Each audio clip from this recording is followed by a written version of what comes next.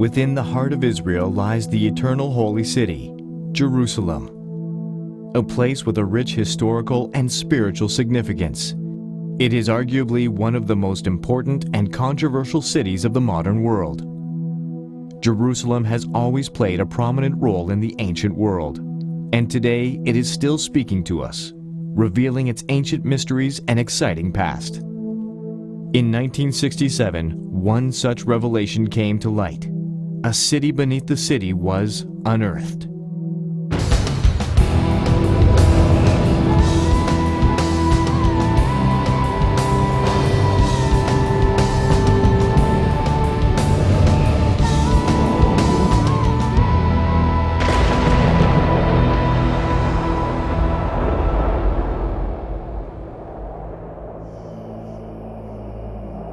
Jerusalem, the city of God. It is the pearl of Israel, home to the holiest site on earth for Jews, Muslims, and Christians. The Temple Mount, a large flat area built atop Mount Moriah. The Jewish people have been denied access to the Temple Mount for 2,000 years. They have longed to return to pray and to find spiritual solace.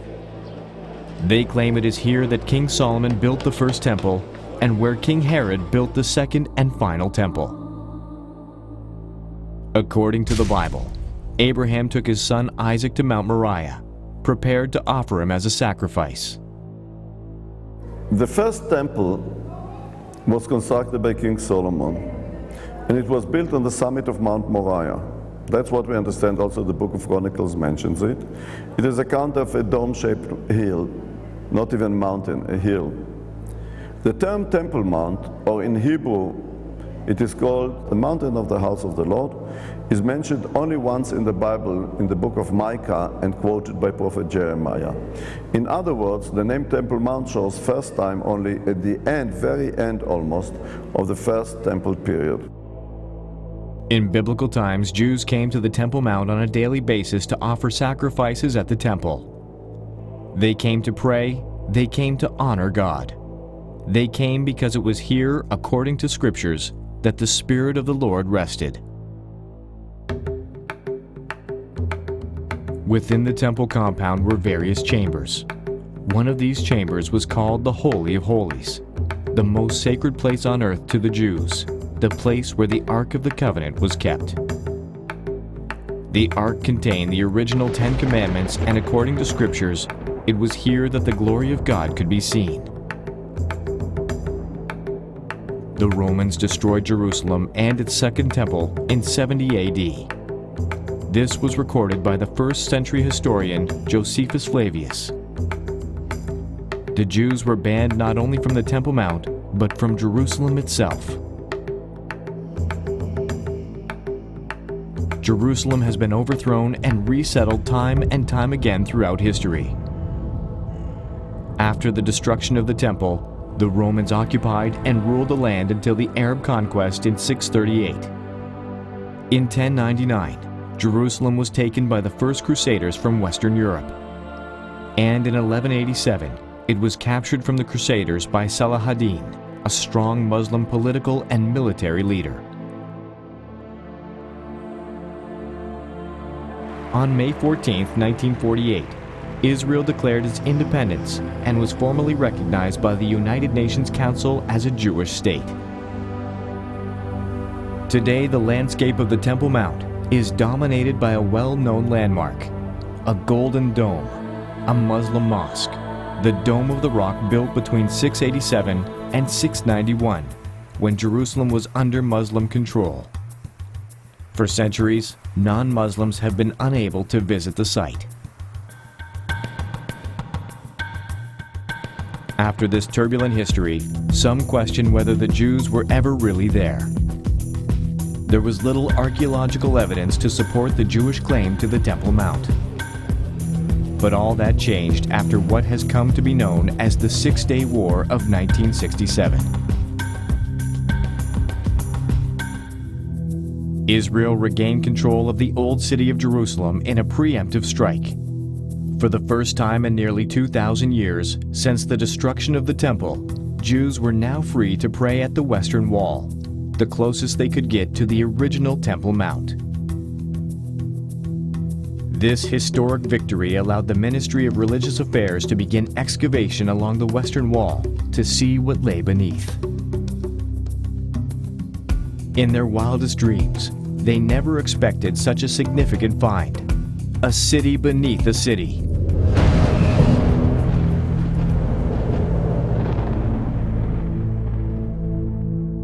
The Six-Day War changed not only the physical landscape of what is now modern-day Israel, but also the religious landscape. Although they still have no access to the Temple Mount, Jews from around the world are now able to come and pray peacefully at the historic Western Wall. With East Jerusalem and the Old City now under Israeli rule, excavation could begin to preserve and restore the sacred places. The first order of business was to excavate along and underneath the Western Wall to determine how much had survived since antiquity. The excavations were led by Dr. Dan Bahat. He knew they would find something special, but he never imagined it would be the Western Wall tunnels.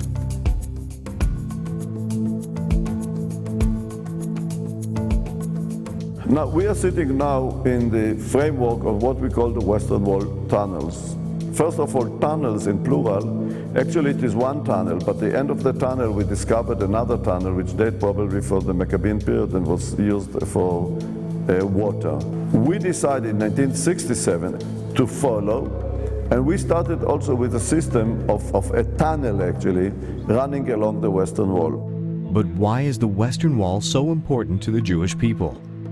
We spoke with Shmuel Rabinowitz, the rabbi of the Western Wall, to find out. הכותל המערבי הוא המקום הקדוש ביותר לעם היהודי. The Western Wall is the holiest place of the Jewish nation. הוא המקום שהוא משמש הוא המקום שהכי אפשרי לגשת אליו, הכי קרוב להר הבית, שהוא קודש הקודשים לעם היהודי. It's the most accessible place, as close as possible to the Temple Mount, which is the holiest place of the Jewish nation. כששלמה המלך הקים את בית המקדש, When Solomon the king erected the temple, he asked God that every prayer, every request that man will have, when he comes here and stretches his arms to this house in this place, that God would hear his prayer, and the Holy One of Israel promised him that every request and every prayer that is prayed over here, God will hear. Since the destruction of the temple, the Holy One of Israel promised that his Shekinah does not move from here.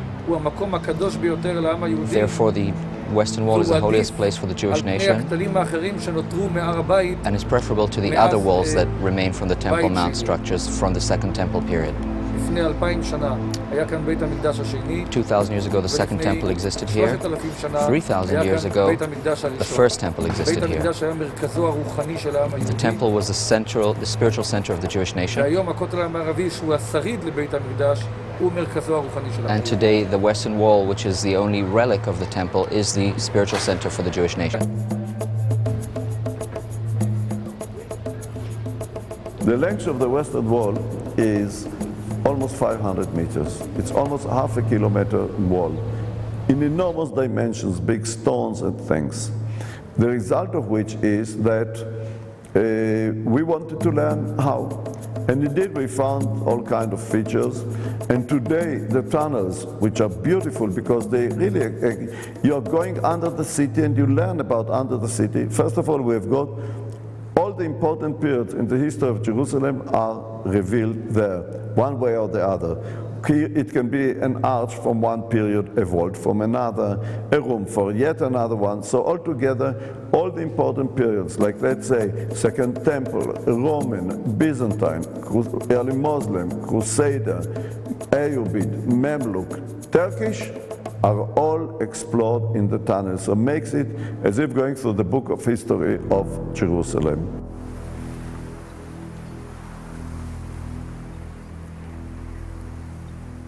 Of all the groups to control and inhabit the Temple Mount, one in particular has been the most mysterious: the legendary Knights Templar. This monastic group of soldiers for Christ took the vow of poverty and trained as holy warriors to protect the many European pilgrims who were traveling to the holy places. This order of warrior monks were exempt from all authority except that of the Pope, and established their headquarters in the captured Al-Aqsa Mosque, located on the Temple Mount. It's from this location they took the name the Knights Templar. Their sudden disappearance during the 13th century has led to many legendary tales and much speculation of this mysterious organization. Their presence on the Temple Mount adds to the rich history of this amazing site.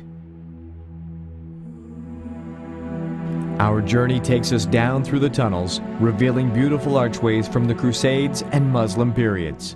We walk on an original Herodian street from the 1st century.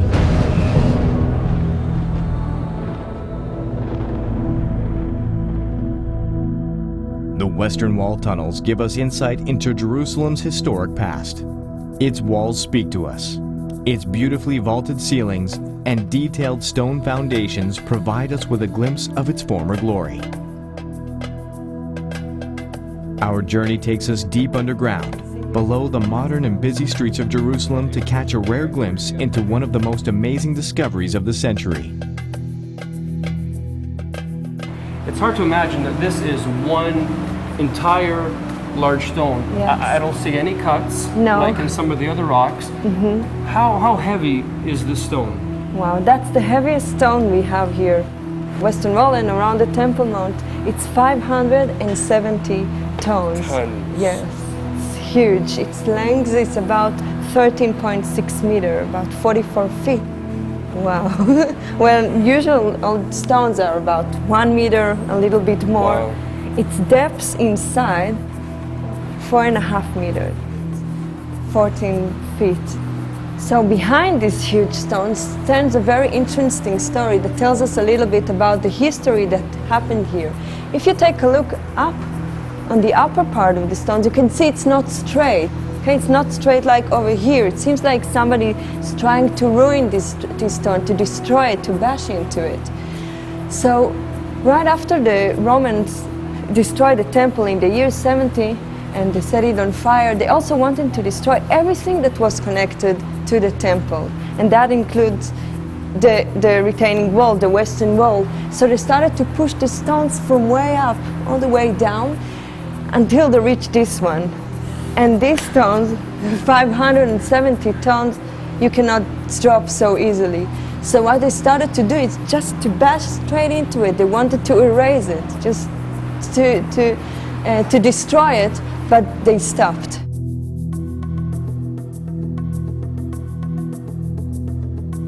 So you probably noticed that the stones of the western wall have a very special texture with the frames, okay?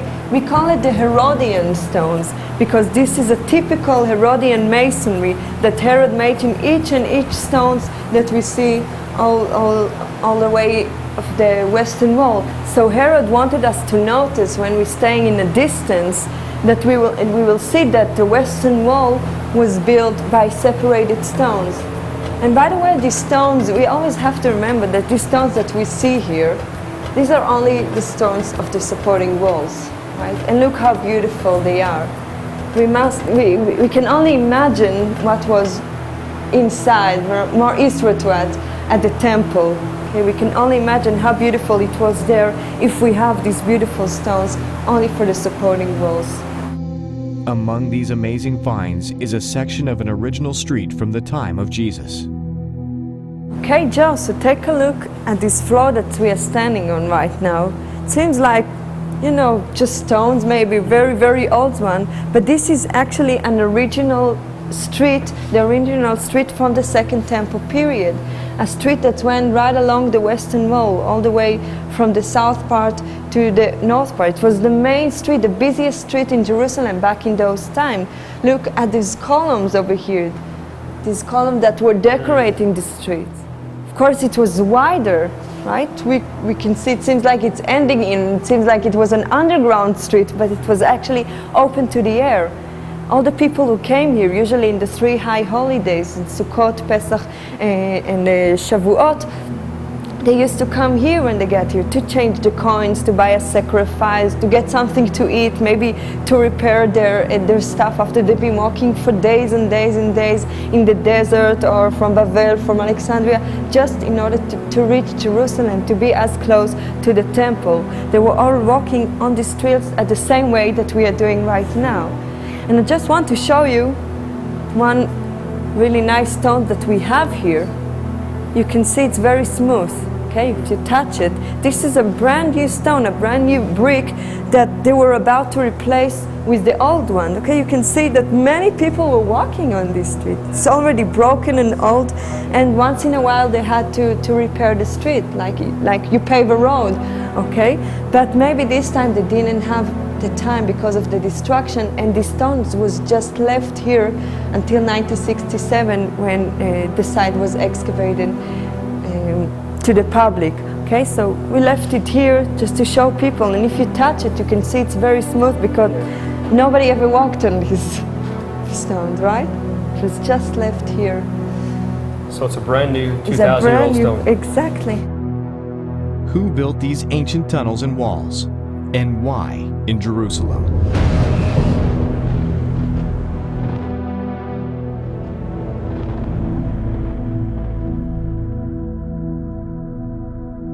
In antiquity, the Temple Mount was the center of spiritual activity for the Jewish people. King David and Solomon had ruled here. Jerusalem often had center stage in many Bible stories. However, as Jerusalem fell to conquering nations, it also became a central spiritual city for others.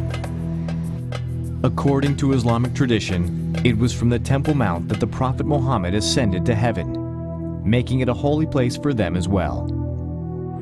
The Temple Mount and the Dome of the Rock stand as the third holiest site in Islam, after the holy cities of Mecca and Medina. The Western Wall tunnels provide a historical and spiritual link for Jews to Jerusalem. After 2,000 years in exile, Jerusalem still serves as the single most important city in Judaism, and the Temple Mount as the holiest site. Why is Jerusalem so important to the Jews? Where does that strong sense of connection come from? Like most things in Judaism, the source is found in their holy scriptures. In it, there are hundreds of references to Jerusalem, 792 to be exact.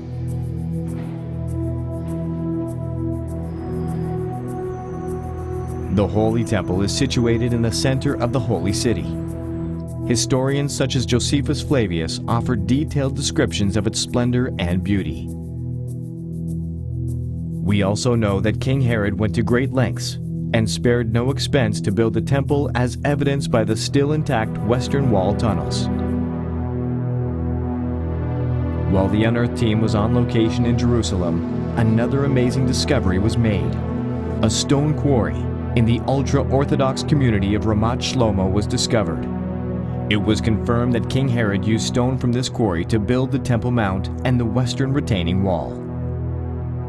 After talking to Dan Bahat at the Western Wall Tunnels, who was the district archaeologist of Jerusalem for over 40 years, we were fortunate enough to meet John Seligman, the current district archaeologist of Jerusalem, on location at the quarry. He tells us about this incredible discovery. You have to ask the question about how probable this site is to be the site of the quarry for the Second Temple period and for the Second Temple itself. And I think there's a very high probability that this site is a site that would have been used for the stones that were taken for the building of the walls around the Temple Mount. Herod would have been using a number of sites for quarrying for the temple. The temple was a major building project which would have been using a huge amount of stone. So he would have been looking for a number of sites around the city. We know, for example, he was using stones that from quarries which were right on site. Here we have a site which is, first of all, topographically higher than the Temple Mount and is on a direct road route which would have taken it down towards what was today the Old City, then towards the temple. The major feature that we find over here are stones of a particular size. Usually when you excavate a quarry, you find stones that are much smaller than this. But over here we have stones which range in length from around about 1.5 meters to about 8 meters long. And then you have to ask the question, if those are the stones that have been removed from this quarry, which buildings are suitable then during that period to receive quarries, to receive stones of that style, of that type? And then you're really very limited. You're limited really to the big building project that was conducted in Jerusalem at that time, which was, of course, was the building of the, or not of the temple so much, but of the Temple Mount itself, of the walls that went around the Temple Mount complex. And these stones are of the same rock type that were used in that. And there we have stones really of this size. Certainly of the many quarries we've excavated in Jerusalem, this is one of the very first we found where we can say these stones are of the size that were used in the Temple Mount, and so for that reason the site is definitely of significance and is definitely an exciting find. Archaeology is built by blocks. In a quarry, that's the right thing to say over here. And it's built block by block, which is a small piece of understanding there, another piece of understanding for something else. And that's the significance on a larger scale, is to understand the whole framework that is the life during the Second Temple period, or any other period for that matter. And this gives that sort of placing within the understanding of the infrastructure of the time, of the way roads work in the time, and the way people are working at the time. All these things are very important for our understanding. Jerusalem will forever be the holy city. Although it has endured a turbulent past, it's assured a glorious future. It offers an outstanding historical legacy and affords us spectacular insights into ancient times. Although the Temple Mount is still disputed territory, the Western Wall tunnels are fascinating remnants of Jewish history that have been unearthed in Israel's ancient soil.